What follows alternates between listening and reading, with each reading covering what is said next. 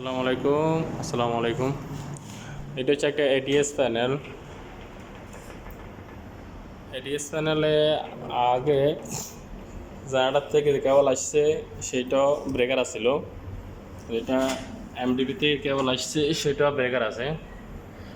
Panel ভিতরে আগের থেকে ওরা কি আউটগোয়িং দেয় নাই, এখন এডিডিসির ইন্সপেকশনে বর্তমানে কমেন্টস আসে যে অবশ্যই আউটগোয়িং যেটা আছে আউটগোয়িং অবশ্য এরকম ব্রেকার লাগাতে হবে।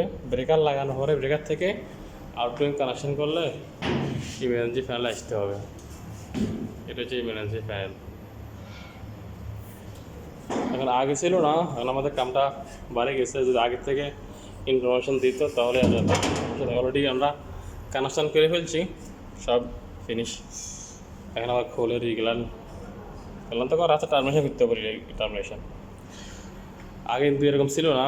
আগে তো আমরা শুধু জেনারেটার থেকে আসছে মেইন পাওয়ার আসছে, ব্যাস আউটগোয়িং ডাইরেক্ট এখান থেকে কানেকশন হয়ে যায়। এখন নতুন করে আবার রুলস হয়েছে আবুধাবির এডিডিসি, আবুধাবি ডিস্ট্রিবিউশন বোর্ড কোম্পানির রুলস। আউটগোয়িংয়ের ভিতরে অবশ্যই এরকম ব্রেকার দিতে হবে। ব্রেকার দিয়ে এরপরে আউটগোয়িং কানেকশন করা লাগবে।